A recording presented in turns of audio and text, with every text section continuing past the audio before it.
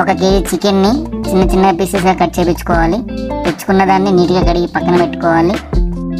ముందుగా పట్ట, లవంగ, మిరియాలు, ధనియాలు, మొగ్గ, బిర్యానీ ఆకు తీసుకొని ఒక ప్యాన్ పెట్టుకొని వీటినన్నిటిని దూరగా వేయించుకోవాలి.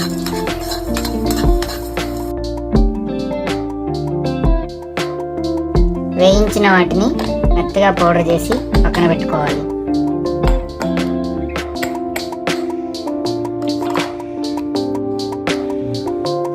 ఇప్పుడు కొద్దిగా అల్లం, కొన్ని వెల్లుల్లి ముక్కలు నీట్గా కట్ చేసుకొని వాటిని మిక్సీలో వేసి అలాగే కొంచెం వాటర్ యాడ్ చేసి పేస్ట్లా తయారు చేసుకొని పక్కన పెట్టుకోవాలి. ఇప్పుడు 3 ఉల్లిపాయలని చిన్న చిన్న ముక్కలుగా కట్ చేసి పెట్టుకోవాలి. అలాగే ఒక 2 టమాటాలను తీసి చిన్న ముక్కలుగా కట్ చేసి పక్కన పెట్టుకోవాలి. ఇప్పుడు ఒక 5 పచ్చిమిర్చి తీసుకొని వాటిని నిలువుగా కట్ చేసి పక్కన పెట్టుకొని కొద్దిగా కరివేపాకు, కొంచెం కొత్తిమీర కట్ చేసి అన్ని పక్కన పెట్టుకోవాలి.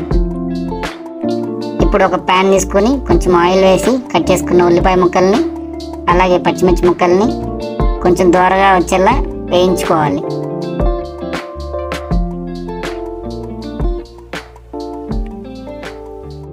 కొంచెం కరివేపాకు వేసి దూరగా వేయించుకోవాలి.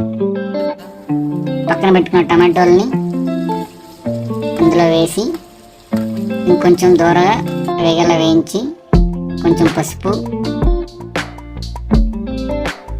అలాగే తగినంత సాల్ట్ వేసి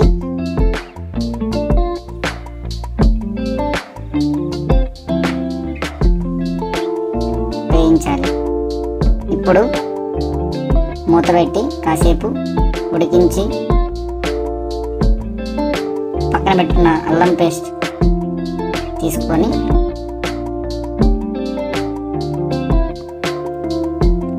ఆ మిశ్రమాన్ని బాగా కలిపి మూత పెట్టి బాగా ఉడికించాలి.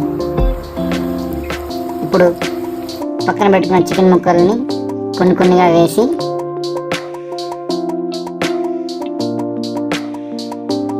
బాగా కలుపుకొని అలా మూత పెట్టి కాసేపు ఉడికించాలి.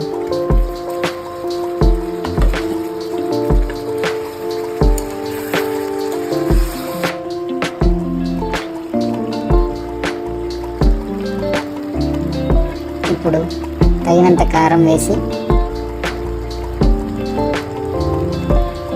మరికొద్దిసేపు ఉడికించాలి.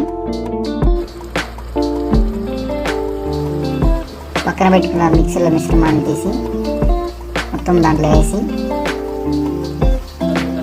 కలుపుకోవాలి. 1 గ్లాస్ వాటర్ యాడ్ చేసి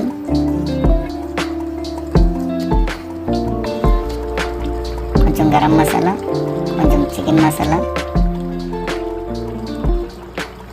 వేసి బాగా ఉడికించుకోవాలి.